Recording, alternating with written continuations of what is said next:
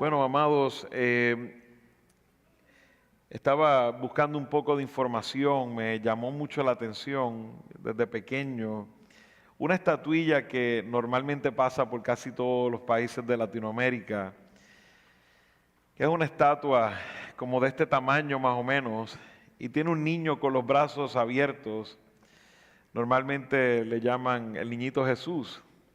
Y yo me imagino que todos aquellos que vienen de un trasfondo católico romano saben aún que en este tiempo ese niñito Jesús está dando vueltas por todas las casas. No sé, tienen algunas ceremonias donde tienes que tenerlo ahí como por una semana, unos días, y tienes que después pasarlo a la próxima casa, y así sucesivamente. Y mientras miraba yo y decía, ¿cómo es posible que en algún momento ese niñito Jesús estuvo en mi casa? Algo triste, porque una vez me levanté por la noche y me di el susto que usted no tiene idea. Usted levantarse y ver esa estatuilla no es nada linda definitivamente, pero lamentablemente participamos de cosas lamentables que deshonran a Dios, porque sabemos que eso es idolatría, eso está muy mal. Pero probablemente algunos de ustedes aquí han experimentado eso, o tienen personas a su alrededor que han experimentado eso. De hecho, en el 1636, una monja, de esta manera en que la llamo, una monja carmelita del convento en Francia, ella testificó que Jesús le hizo una promesa, y de aquí es que surge todo este tema de la adoración y la veneración al niñito Jesús. Ella dice que Jesús le hizo una promesa y que le dijo que todo lo que quieras pedir, pídemelo por los méritos de mi infancia y nada será negado. Y nada será negado. Me quedaba aterrado cuando escuchaba estas supuestas palabras de Jesús. Sabemos que son supuestas palabras de Jesús. Jesús no dijo esto, porque esto definitivamente va en contra de su propia palabra. Y lo más interesante es que su propia palabra no nos describe toda la infancia de Jesús, o sea que por lo cual sabemos que no son palabras de Jesús, probablemente palabras de un demonio, o probablemente palabras de alguien muy emocionado por un asunto en particular. La monja falleció a los 29 años y decía haber recibido esta misión especial de propagar la devoción a la divina infancia de Cristo.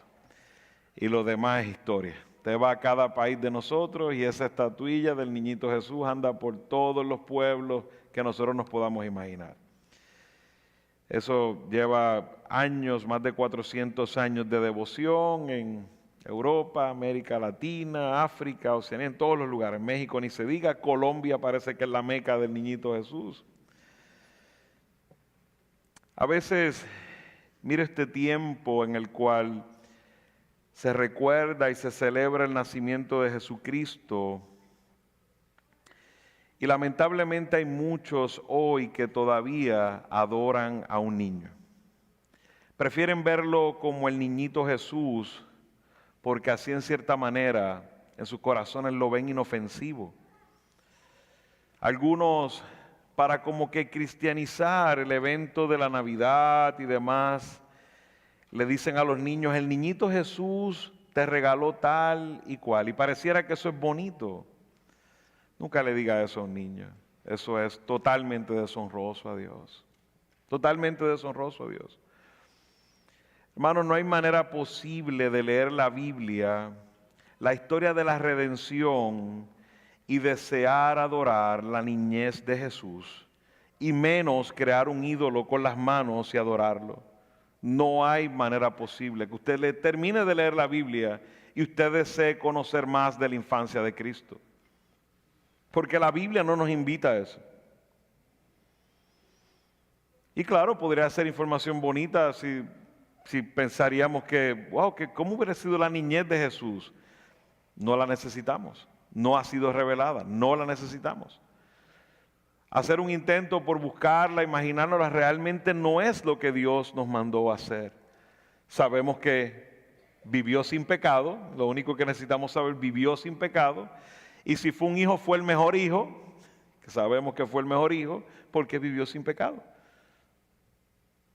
Y ninguno de nosotros podríamos ni imaginarnos, porque ninguno de nosotros está sin pecado.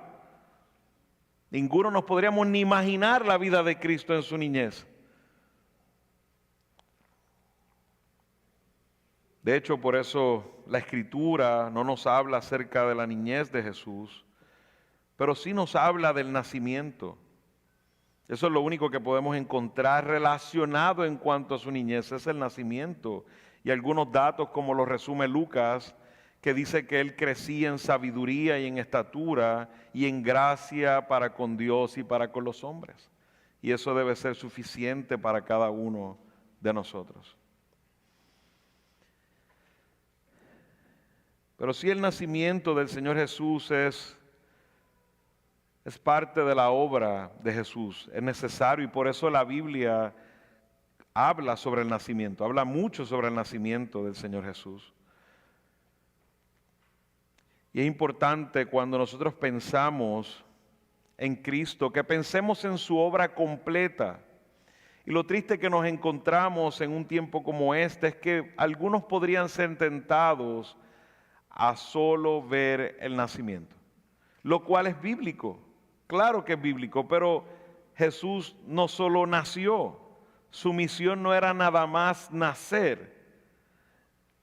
Él nació, vivió, murió, resucitó, ascendió al cielo. El nosotros solo mirar el nacimiento es un grave error, es despreciar la obra completa de Cristo. Y sé que no en esta iglesia, pero hay muchos a nuestro alrededor que solo miran el nacimiento. Tienen a Cristo en partes. Por eso es que surgen cultos como esto, idolatría como esta, adorar a Cristo como un niño. Eso es despreciar la obra completa de Cristo.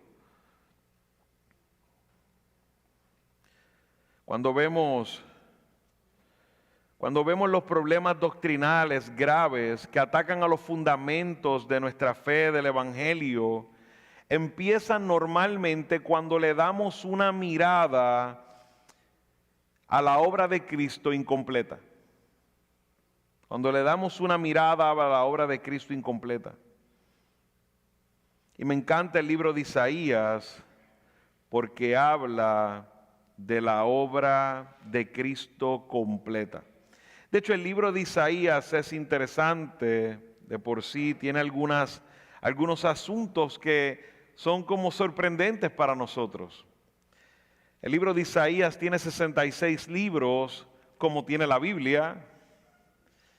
Como usted sabe, nuestra Biblia se divide en 39 y 27 libros, 39 del Antiguo Testamento, 27 del Nuevo Testamento. Precisamente Isaías tiene una división similar, 39 libros hablando de advertencias al pueblo y profecías de cosas que le iban a pasar hasta que ya pasaron, y ahora empieza en el capítulo 40, precisamente los próximos 27 libros hablando de la promesa de ese siervo y las profecías cumplidas sobre el pueblo de Israel. Vemos finalmente los últimos capítulos de Isaías también hablando de la segunda venida del Señor.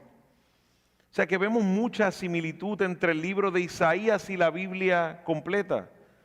De hecho, el primer evangelio al cual tenemos acceso es el Antiguo Testamento.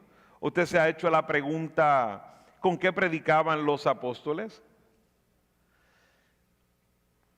Porque todavía no estaba Mateo, Marcos, Juan, no estaban los evangelios escritos todavía.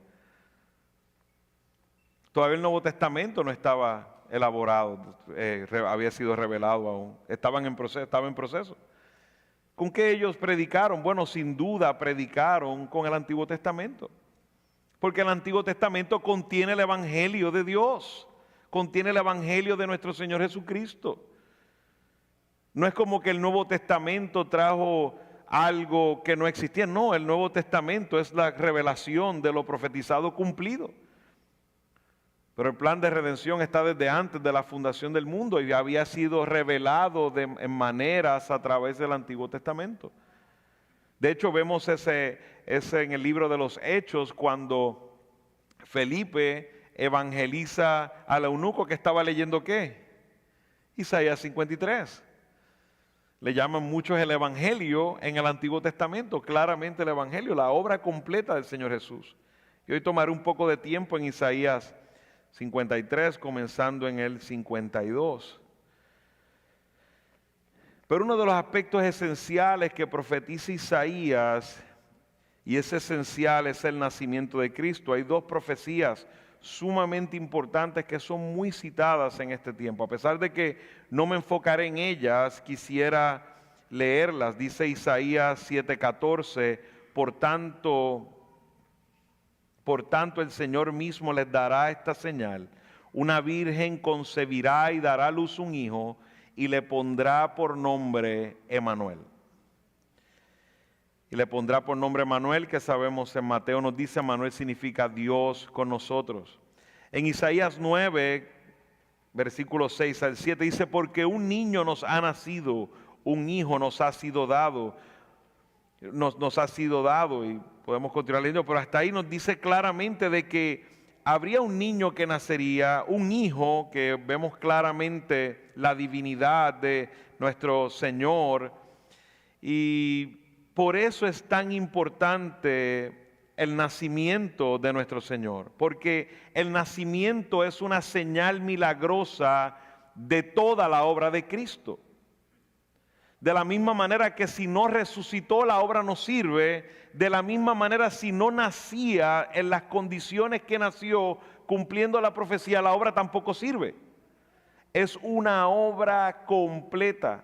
A la obra de Cristo no hay nada que se pueda sacar porque se destruye absolutamente todo. La obra de Cristo es completa, perfecta. Y la palabra de Dios precisamente está enfocada en esa obra de redención. El buscar cosas adicionales, de hecho vemos en Juan 21:25, dice, y hay también muchas otras cosas que Jesús hizo, que si se escribieran en detalle, pienso que ni aún en el mundo mismo podría contener los libros que se escribirían. Jesús hizo muchísimas cosas. Nosotros no tenemos un detalle de todos los minutos y todos los segundos que Jesús caminó en la tierra. Tenemos, como nos dice la Escritura, lo necesario para guiarnos a ¿qué? A la salvación. Porque de lo que trata la Escritura es del plan de redención y de su Redentor. Y vemos cómo Isaías nos narra sobre este nacimiento, como he dicho, es parte esencial de cuando hablamos de la obra de Cristo, y vemos como en estos versículos que he mencionado en Isaías nos muestra que es humano y divino. Nos habla de que nació, pero también nos dijo que el Hijo es dado, o sea, haciendo claro de que es existente siempre, o sea, no fue que empezó a existir, pero en ese aspecto de nacido, ahí nos da dos verbos consistentes, ¿verdad? Con lo que es la humanidad, porque solo puede nacer alguien que existe, o sea, alguien que ha estado en un vientre y ha parido, y eso es lo que significa eso. María parió a Jesús como cualquier mujer pare un hombre o una mujer. Vemos ahí un nacimiento, nos habla totalmente de la humanidad de Cristo. Jesús es totalmente hombre, totalmente Dios. Nos dice que en el principio era el Verbo, y el Verbo era con Dios, y el Verbo era Dios. Este era en el principio con Dios, todas las cosas fueron hechas por Él, y sin Él nada de lo que ha sido hecho fue hecho. Y nos dice más adelante, y ese Verbo se hizo ¿qué? Carne. Como hombre Él sintió todo lo que sentimos, se dolió como nosotros nos adolecemos cuando se daba un golpe, lloró como nosotros lloramos, en su muerte incluso sintió el peso del pecado de cada uno de nosotros cuando Él lo tomó sobre sí mismo. Jesús fue humano en todos los aspectos de lo que significa ser hombre, pero sin pecado. Y vemos como en Hebreos nos dice, porque no tenemos un sumo sacerdote que no pueda compadecerse de nuestras flaquezas, sino uno que ha sido tentado en todo como nosotros, pero sin pecado. Vemos que Fue humano y por eso nació. Tenía que venir en igual de condiciones de aquellos por los cuales sería el sustituto y tomaría su lugar. Pero nos dice que hijo es dado. Al ser dado implica que no nace. Isaías sugiere en el texto que existió antes de su nacimiento porque, como he dicho, él ya era Dios. Él ya era Dios. Como vemos en Filipenses, nos narra y nos dice el cual, aunque existía en forma de Dios, no consideró el ser igual a Dios como algo a que aferrarse, sino que se despojó a sí mismo tomando forma de siervo, haciéndose semejante a los hombres y hallándose en forma de hombre, se humilló él mismo. Eso lo llamamos, ¿verdad? Se añadió humanidad a su deidad. No fue que dejó de ser divino, sino que añadió humanidad a su deidad. Es la unión hipostática. Y si con qué se come eso, no se preocupe, después se lo podemos explicar en un almuerzo, en un buen almuerzo. Pero cuando nosotros vemos esta realidad y vemos este nombre Manuel, un término grandioso, Dios con nosotros, Dios con nosotros. Y vemos sí que hay un énfasis en el nacimiento cuando lo miramos en Isaías, pero el énfasis mayor en Isaías en cuanto a la obra de aquel que nació es en cuanto a esa obra de siervo que haría. Y cuando nosotros vamos a Isaías capítulo 52 y vamos al 53, me gustaría leer en el 52 versículo 13 y vamos a leer el 53 hasta el 12 completo. Y creo que este es el Evangelio de Cristo en el Antiguo Testamento. Dice la palabra del Señor: oigan esto, mi siervo prosperará, será enaltecido, levantado y en gran manera exaltado. De la manera que muchos se asombraron de ti, pueblo mío, así fue desfigurada su apariencia más que la de cualquier hombre, y su aspecto más que el de los hijos de los hombres.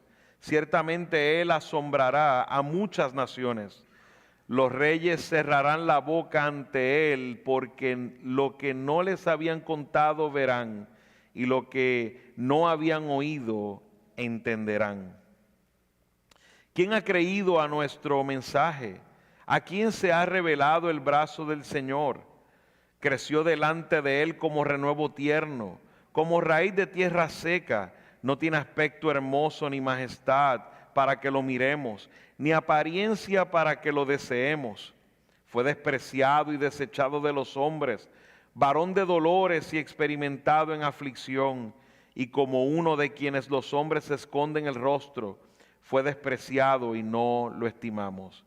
Ciertamente él llevó nuestras enfermedades y cargó con nuestros dolores. Con todo, nosotros lo tuvimos por azotado, por herido de Dios y afligido. Pero él fue herido por nuestras transgresiones, molido por nuestras iniquidades. El castigo por nuestra paz cayó sobre él, y por sus heridas hemos sido sanados. Todos nosotros nos descarriamos como ovejas, nos apartamos cada cual por su camino, pero el Señor hizo que cayera sobre él la iniquidad de todos nosotros. Fue oprimido y afligido, pero no abrió su boca. Como cordero que es llevado al matadero, y como oveja que ante sus trasquiladores permanece muda, él no abrió su boca. Por opresión y juicio fue quitado. Y en cuanto a su generación, ¿quién tuvo en cuenta que él fuera cortado de la tierra de los vivientes por la transgresión de mi pueblo, a quien correspondía la herida? Se dispuso con los impíos su sepultura, pero con el rico fue en su muerte, aunque no había hecho violencia, ni había engaño en su boca. Pero quiso el Señor quebrantarlo, sometiéndolo a padecimiento. Cuando él se entrega a sí mismo como ofrenda de expiación, verá su descendencia, prolongará sus días, y la voluntad del Señor en su mano prosperará. Debido a la angustia de su alma, él lo verá y quedará satisfecho por su conocimiento. El justo, mi siervo, justificará a muchos y cargará las iniquidades de ellos. Por tanto, yo le daré parte con los grandes y con los fuertes repartirá despojos, porque derramó su alma hasta la muerte y con los transgresores fue contado. Llevó el pecado de muchos e intercedió por los transgresores. Hemos leído casi el evangelio del libro de Isaías, como si hubiésemos leído casi un evangelio completo con todos los elementos. Pudiéramos estar algunos años meditando sobre este texto, no se preocupe, no le va a tomar el próximo año estudiando toda esta porción en detalle, pero sí quiero resaltar asuntos importantes en los cuales debemos mirar la obra completa de Cristo y no enfocarnos solo en algo. Si hay un niño que nació y nada de lo que he leído aconteció, es una obra vacía. Miremos la obra de Cristo de manera completa. Miramos cómo Isaías nos habla del nacimiento de Cristo, pero nos habla ahora del sufrimiento del siervo, de la razón, el propósito de nacer. Y cuando miramos aquí cómo Isaías toma este término siervo, ese término siervo en la palabra original en el hebreo implica esclavo, De la misma manera que en Filipenses nos dice que tomó forma de siervo, que la palabra es doulos en el griego, que nos dice que Jesús en Filipenses tomó forma de ¿qué? De esclavo. De esa misma manera está atendiendo Isaías el cómo referirse al Mesías como un siervo que sería esclavo de Dios. Dios, en otras palabras, determina todo lo que él hace. Él no tiene una voluntad independiente. Eso está hablando Isaías cuando se refiere a él como siervo. Él sirve a la voluntad de Dios, a la voluntad de su Padre. Como de igual manera, como he dicho, lo hace referencia en Filipenses. Y cuando nosotros miramos aún el Evangelio de Juan, Jesús dijo: solo hago lo que el Padre quiere, solo hago lo que el Padre me muestra que haga. Eso es lo que Él hace, solo hace todo lo que al Padre agrada. Por eso decía: no hago mi voluntad, sino la voluntad tuya, Padre. Y estas son las palabras de un esclavo: está sometido a la voluntad de otro. Y así es presentado este niño que nacería, que fue profetizado por Isaías. Así sería la vida de este que nacería, una vida de esclavo, sometido a la voluntad de su padre. Por eso es llamado mi siervo, mi siervo. Y a mí me gustaría que fuera conmigo a Isaías 43, porque hay algo misterioso en cuanto a este siervo. En Isaías 43, si usted me acompaña al versículo 10,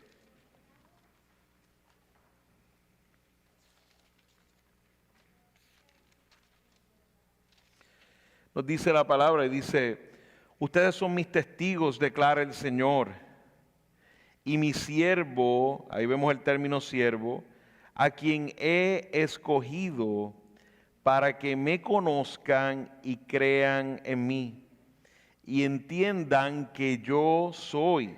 Antes de mí no fue formado otro Dios, ni después de mí lo habrá. Esto es un asunto importante, este siervo del que está hablando Isaías. No hay otro Dios, Él es. Dice: y entiendan que yo soy. Dice: antes de mí no fue formado otro Dios, ni después de mí lo habrá. Yo soy el Señor, y fuera de mí no hay ¿qué? Salvador. Atreverse a decir que Jesús no es Dios, tampoco lo podríamos llamar, darle ese atributo de Salvador. Sería tomar el lugar de Dios. O sea que claramente Jesús es Dios. Dice: yo soy el que lo he anunciado, he salvado y lo he proclamado, y no hay entre ustedes Dios extraño. Uy, pero hay algunas religiones que dicen que Jesús es como que un Dios con letra pequeña. No, es que no hay Dios extraño delante de Dios, no lo hay. Dice, ustedes pues son mis testigos, declara el Señor, y yo soy su Dios. Aún desde la eternidad yo soy, y no hay quien libre de mi mano, yo actúo, y quien lo revocará. Y termina diciendo, así dice el Señor, su Redentor, el Santo de Israel, ¿verdad? Y continúa con la profecía. Pero vemos claramente, y lo primero que quisiera que viéramos es, mis hermanos, el siervo prometido. Voy a ir por algunos puntos de manera liviana, yendo sobre este texto en Isaías 52 al 53, y quiero que resaltemos la obra completa de Cristo. Ya hemos visto el nacimiento, ¿verdad?, de Cristo, y ahora vemos cómo Isaías hace referencia a este que nacería, quien es Dios. Por eso en Isaías capítulo 9, versículo 6 nos dice, un niño nos es nacido, un hijo es dado, y nos dice, ese será llamado ¿qué? Consejero, Dios fuerte, Padre, porque es Dios, el que tomaría el trono de David. Este es el siervo prometido. Nos dice ahí en el versículo que leímos en Isaías 52, y regresa a 52, el versículo 13, Dios hace un anuncio y dice, oigan esto, mi siervo prosperará, será enaltecido, levantado y en gran manera exaltado. Dios es tan perfecto, hermanos. Cuando usted lee el texto completo, usted dice, para un momento, Dios dice que va a ser prosperado y exaltado, pero cuando seguimos leyendo, nos damos cuenta que ese que sería prosperado y exaltado fue matado, fue abusado. Pero solo Dios, que sabe el fin desde el principio, empieza con el fin diciendo, ese será exaltado. O sea que cuando vemos la porción que he leído es como si fuera un sándwich. Empieza con exaltación, vemos todo el sufrimiento y termina con exaltación, porque Dios conoce el fin desde el principio. O sea que lo que iba a pasar con Jesús no estaba a la disposición de los hombres, era lo que Dios había ordenado y había decretado, y sus planes no pueden ser frustrados. Ese es el siervo prometido. Los judíos esperaban al Mesías, al ungido. Dios hizo un pacto con su pueblo. Ellos esperaban que esta promesa fuera cumplida, esa promesa que se le hizo a David de un descendiente que tomaría su trono. Los judíos estaban esperando a ese rey venidero, lamentablemente estaban esperando a un rey que ellos habían creado en sus mentes, y no al verdadero rey que había sido profetizado en las Escrituras. Es interesante cuando usted habla con un judío y habla acerca de Isaías 53, que yo estoy seguro que para la mayoría aquí, cuando leemos Isaías 53, que lo acabamos de hacer, decimos, pero ahí está hablando de Jesucristo. ¿Sabe que eso está escrito 700, 800 años antes? Sabemos que la palabra de Dios es veraz. Nosotros lo leemos y decimos, pero ¿y qué más? Ahí está hablando de Jesucristo. Pregúntele a un judío. Un judío le va a decir, probablemente la mayoría le va a decir, no, ahí está hablando de Israel. Israel es el siervo, la nación es el siervo. Bueno, hay que hacer muchos malabares cuando usted vaya a hacer exégesis de ese texto. No hay manera posible de llegar a la conclusión de que eso es Israel. De hecho, aún está el pecado que está cargando el siervo, es el pecado del pueblo. ¿Cómo podríamos llamarlo Israel si lo dice varias veces en el texto? Por el pueblo es que está el siervo pagando lo que está pagando. ¿Cuáles fueron las transgresiones? ¿De quién fueron las transgresiones que cayeron sobre el siervo? Las del pueblo. Pero en unas malabares, haciendo exégesis incorrecta, llegan a esa conclusión. De hecho, muchos dicen que es el capítulo olvidado. Los judíos no quieren enfrentar Isaías 53. No quieren enfrentar Isaías 53. Muchos rabinos ni entran a discutir el asunto de Isaías 53. De hecho, se mofan en cierta manera, haciendo referencias equivocadas acerca de Jesús. Pero sí, los judíos aún esperan a un rey venidero que ya vino. Ese descendiente de Abraham, ese descendiente de David. Ese siervo prometido que vemos ahí en Isaías. ese siervo que vino, aquel que David lo llamará Señor, aquel, como he dicho, que es el escogido, aquel que nos narra Isaías que nacería de una virgen. Mis hermanos, cuando nosotros miramos el texto y miramos esa proclamación que está haciendo Dios, oigan, aquí, y vemos que será enaltecido, levantado, en gran manera exaltado. Está hablando de aquel que es eterno, aquel que la gloria le pertenece por siempre.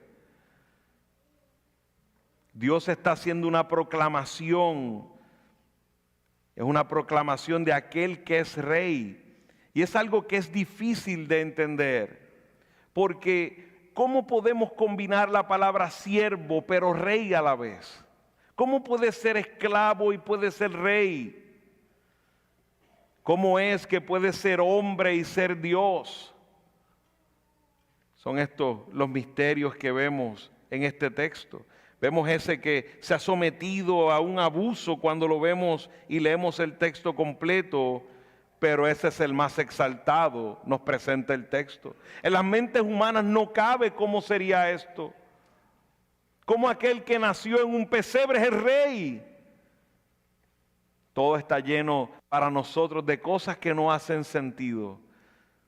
Pero lo que no hace sentido para los hombres, para Dios es perfecto y lo glorifica y nos muestra su soberanía sobre todas las cosas. Cómo toma lo más bajo del ser humano y lo utiliza para su gloria. Utiliza para su gloria.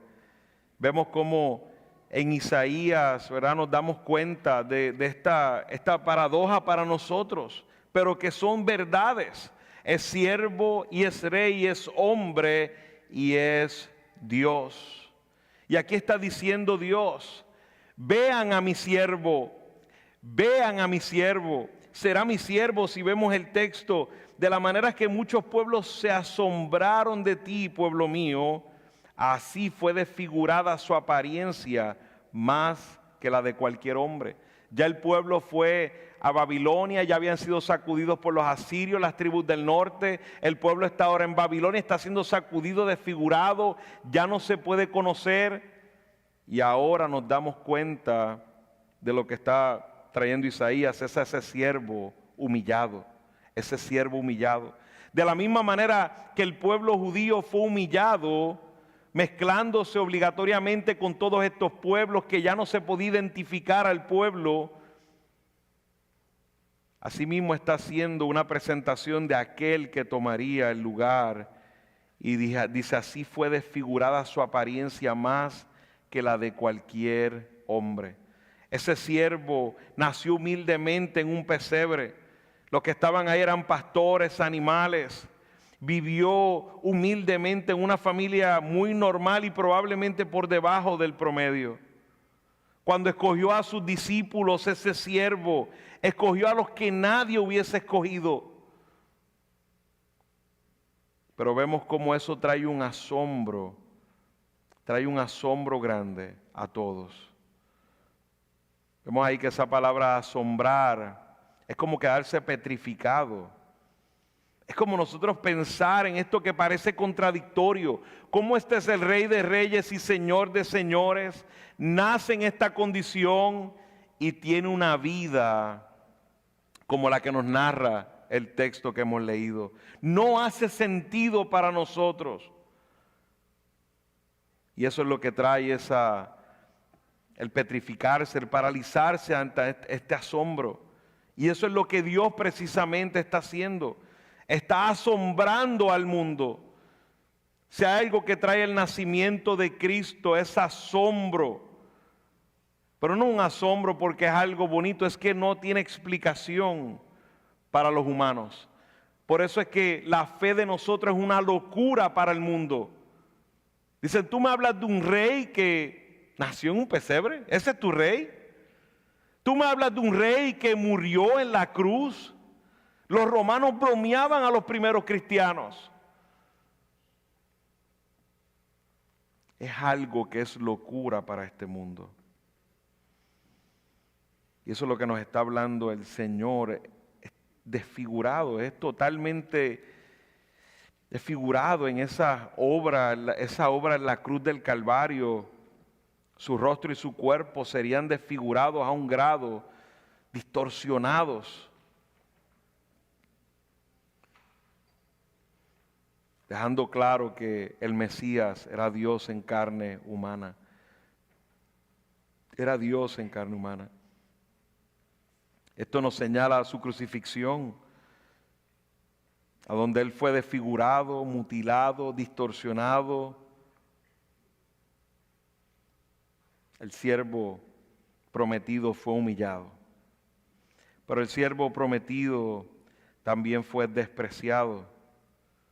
Vemos más adelante cómo nos dice: ¿quién ha creído a nuestro mensaje? ¿A quién se ha revelado el brazo del Señor?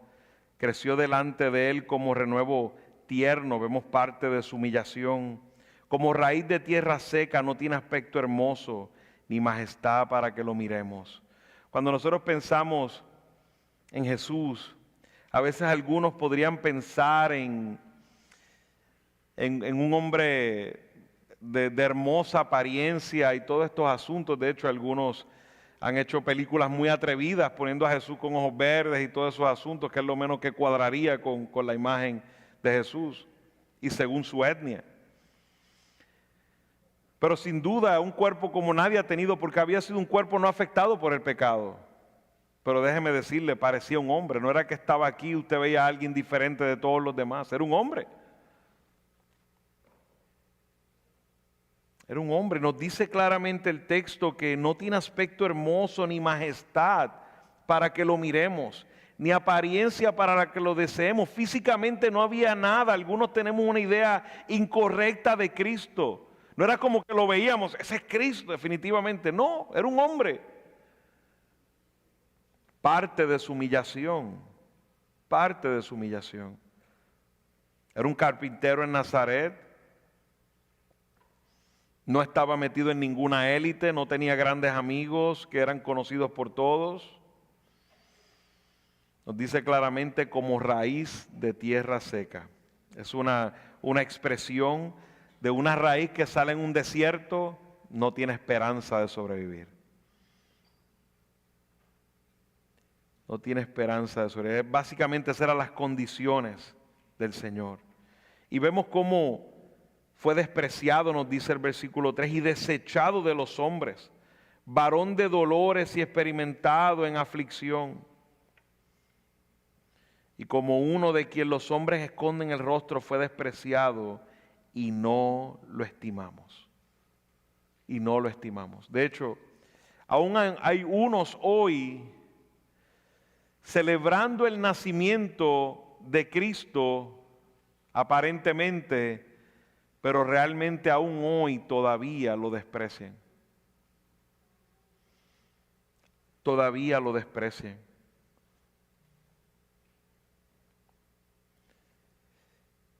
Él no tenía ningún origen familiar, de una familia acomodada, no tenía ningún tipo de estatus social, al contrario, su misma familia lo catalogaba de que se había salido de su mente.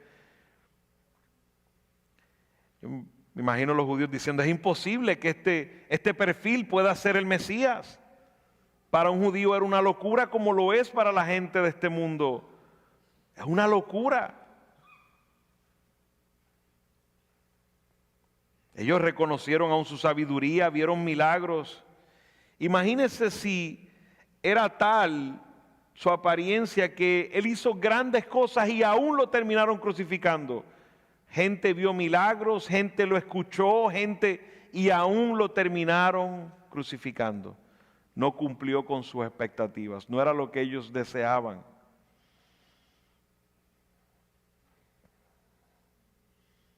Ellos lo rechazaron y asimismo lo rechazan todavía hoy. Él fue despreciado. Ese término implica, es un término fuerte, tratar con desprecio. Lo trataron con desprecio y todavía hoy lo hacen. Todavía hoy lo hacen. Ese siervo que no tan solo fue despreciado, ese siervo era el sustituto, era el sustituto.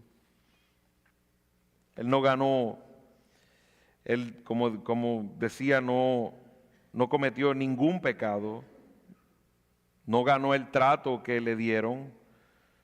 Él merecía todo lo mejor porque fue perfecto, es perfecto.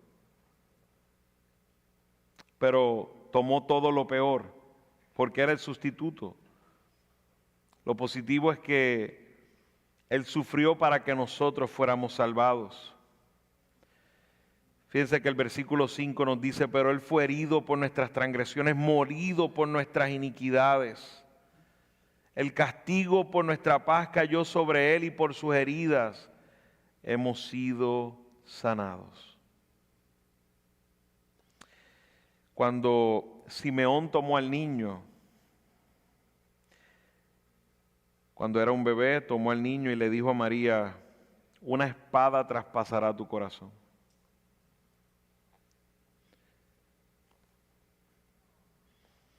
Esas mismas palabras deben ser para nosotros. Leer Isaías 53 debe ser esa espada que traspasa nuestros corazones porque nosotros merecíamos. Nosotros merecíamos eso que Él vivió. Nosotros merecíamos haber sido castigados por nuestro pecado. Nosotros debimos haber sido molidos por nuestras transgresiones.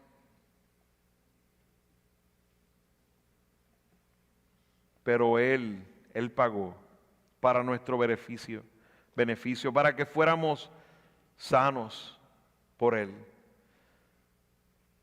Esa paz que solamente puede venir de Él, puede venir de la salvación que Cristo nos da. Solamente el hombre puede tener esa paz por Cristo. No hay otro medio de paz.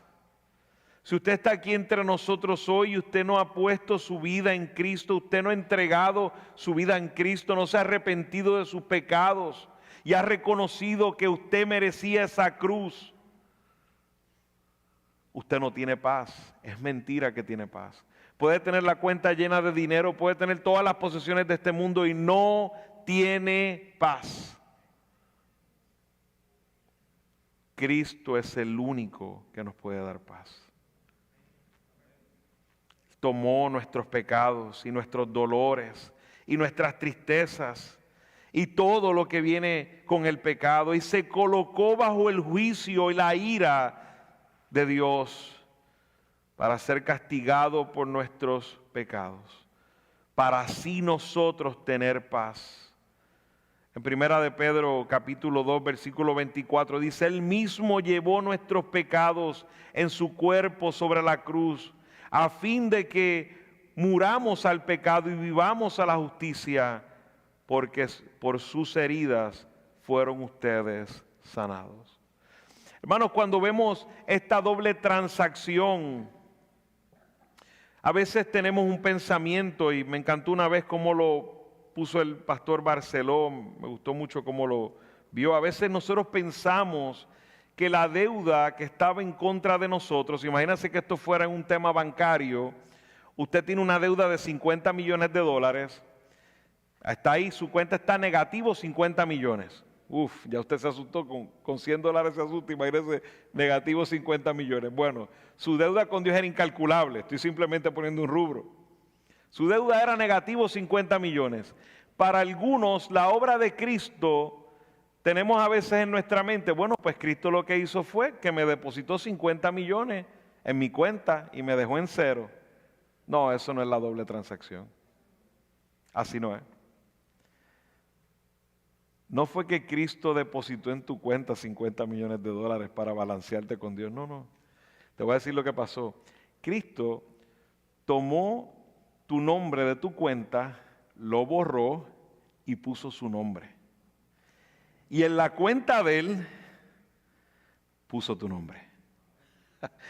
Por eso el apóstol Pablo dice que de las riquezas celestiales, hermano, nosotros tenemos las riquezas de Cristo. Nosotros tomamos la vida de Cristo. Él tomó la de nosotros y nosotros tomamos la vida de Cristo. Gloria sea al Señor. Él llevó nuestros pecados en su cuerpo en la cruz para que ya no para que al fin muramos al pecado y vivamos en la justicia. Al que no conoció pecado, nos dice 2 Corintios, lo hizo pecado por nosotros para que fuéramos hechos justicia de Dios en él. Pero ese siervo sustituto, toda esa transacción tendría un costo. Él es el siervo sufriente también. Aquí vemos a ese siervo presentado como un cordero. Si nosotros seguimos mirando el texto, nos dice, todos nosotros nos descarriamos como ovejas, nos apartamos cada cual por el camino, pero el Señor hizo que cayera sobre él la iniquidad de todos nosotros. Mire el 7, fue oprimido y afligido, pero no abrió su boca, como cordero que es llevado al matadero, y como oveja que ante sus trasquiladores permanece muda, él no abrió su boca. Ese es el Cordero inmolado, Jesucristo. Aquel que en el tabernáculo era una sombra de lo que vendría. Era aquel en el libro de Éxodo, cuando Dios le dio instrucciones, pongan sangre en los dinteles de las puertas para que el ángel de la muerte solo pase por aquí, no entre. Ese era el Cordero, el siervo sufriente, el siervo Jesucristo. Él no abrió su boca. Tenía tantas cosas que decir en contra tuya, por las cuales no hacerlo. Pero el gozo puesto delante de él, tu salvación, era el gozo puesto delante de él. Por amor, no por nada que le pudieras ofrecer, por amor, para su gloria. Él estuvo en silencio. Él estuvo en silencio pagando el precio de tus transgresiones. Meditaba yo y se me rompía el corazón. En a veces solo cuando tengo algunas cosas difíciles que hacer, quejarme. A veces nos quejamos tanto y no guardamos silencio. Él tenía todos los méritos. A veces yo me quejo sin méritos. Él tenía todos los méritos para quejarse, pero por amor sufrió como cordero. Nosotros somos salvados debido a que hemos creído que Él fue traspasado por nuestras transgresiones. Nosotros, mis hermanos, hemos sido salvados por sus azotes, por nuestras iniquidades. Nosotros hemos sido salvados por el castigo atroz que recibió en la cruz. Como dice, por su llaga, por medio de su llaga fuimos nosotros sanados. Toda nuestra iniquidad, pasada, presente, futura, cayó sobre él. El apóstol Pablo dice, la acta, la sentencia que estaba en mi contra fue clavada en esa cruz.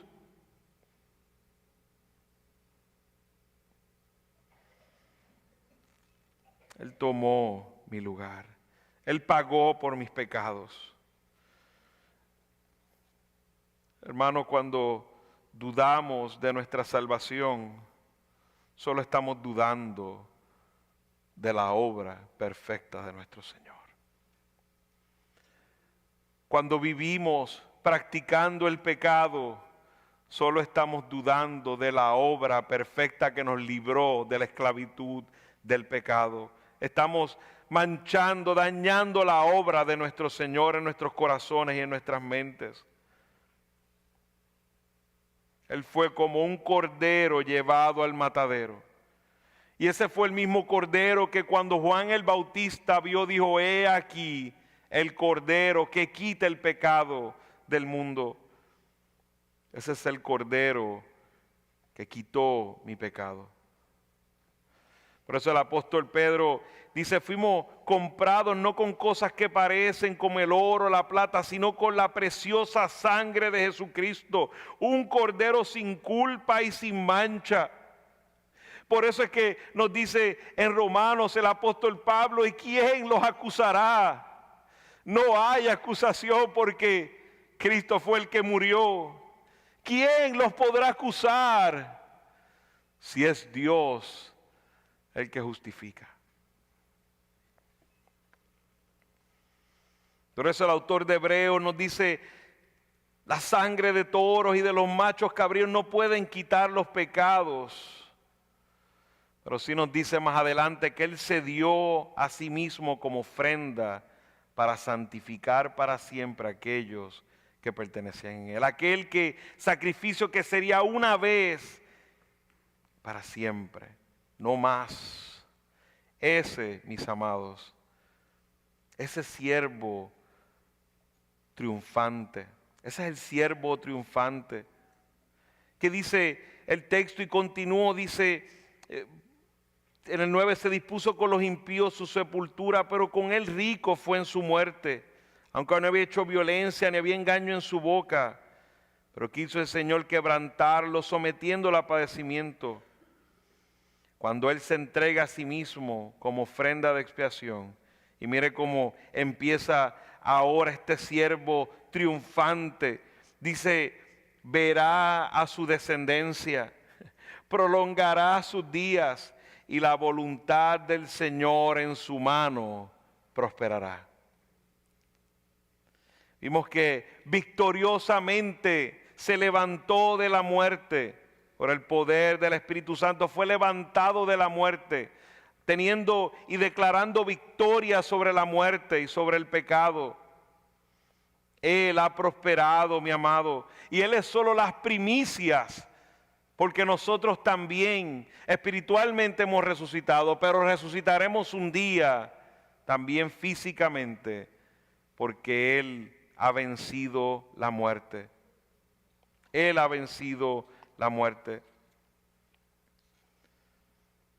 La voluntad del Señor siempre va a tener éxito. Todo lo que el Padre me da, dijo Jesús, vendrá a mí y no perderé yo nada, sino que lo resucitaré en el día postrero. Los planes del Señor no serán frustrados. Si tú has puesto tu vida en Cristo, tu vida está segura en Él. La obra de Cristo está completada. Por eso Él dijo en la cruz del Calvario: consumado es, todo está pagado. Él es el siervo triunfante. Ese niño que nació para vivir una vida sin pecado, nació para tomar nuestro lugar, ir a la cruz del Calvario, resucitar y proclamar la victoria por los siglos de los siglos. Ese es nuestro Rey.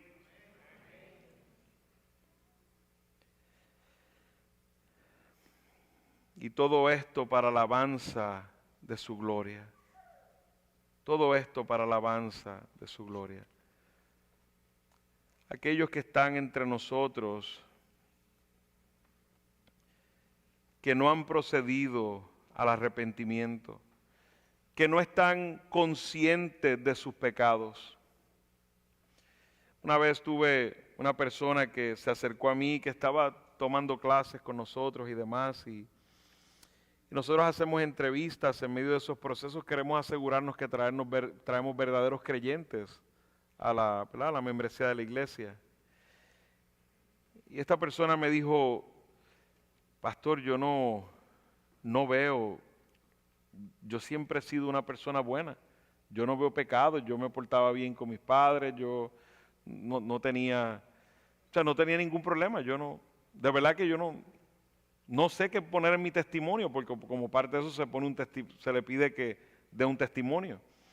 Y ese testimonio consta de tu vida antes de Cristo, cómo escuchaste el Evangelio y cómo es tu vida presente en el Señor. Y la persona decía: pero es que no tengo como que un pasado, no tengo pecados los cuales yo pueda decir. Yo simplemente cometí errores como todas las personas porque no soy perfecto, pero si tú estás en esa posición hoy, donde no puedes ver claramente tu pecado, tú necesitas a Cristo. Porque sin duda has pecado. Has pecado contra el Dios del cielo. Tu pecado no es un asunto liviano. La paga es eterna. La condenación es eterna. Por quien has pecado. No es lo mismo si has pecado contra mí. Si has pecado contra mí, podremos resolver probablemente, pero contra quien has pecado, la ley que he transgredido es la ley del cielo. Al Señor. Y a Él hay que traer nuestro arrepentimiento.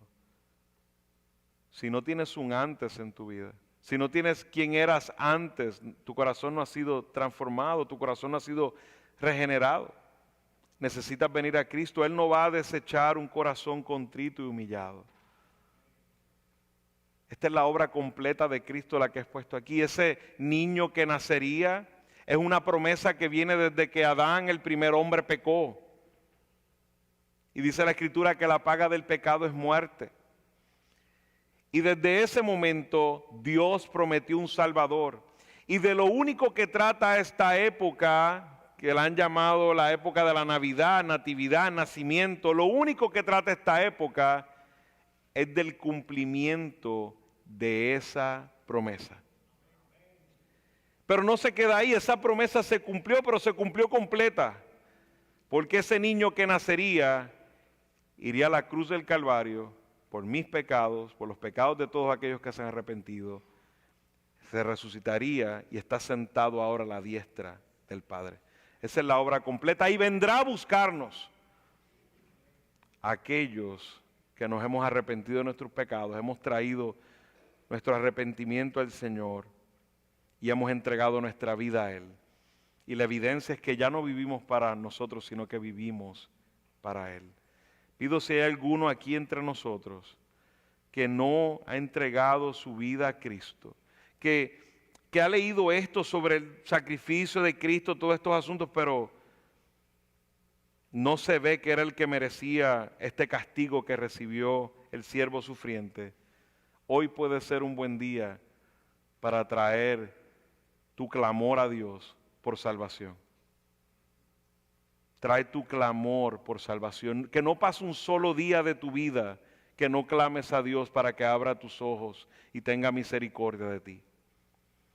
Y mis hermanos que me escuchan, no olvidemos que la obra de Cristo de salvación es una obra completa, la cual tenemos que mirar completamente, no en pedazos, y es una obra completada en la cual podemos depositar toda nuestra confianza. Y eso lo único que nos va a llamar es a vivir vidas para Él, vidas santas para Él. Es imposible que leamos esto y no meditemos en lo grandioso y glorioso de nuestra salvación y sigamos perdiendo nuestras vidas en cosas vacías de este mundo. Oremos al Señor.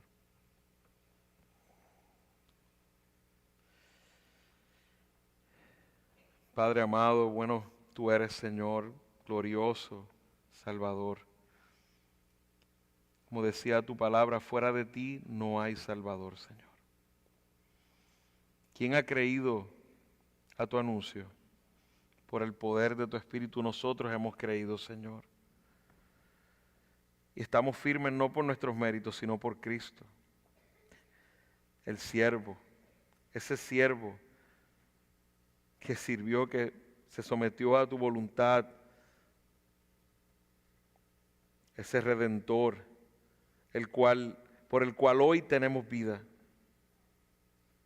Amado Dios, te ruego que en medio de este tiempo habrá algunos de entre nosotros que están perdidos en sus transgresiones, en sus pecados, están perdidos, Señor. Te pido que hoy, Señor, tengas misericordia. Abre sus ojos. Señor, tráelos de rodillas a ti, Señor.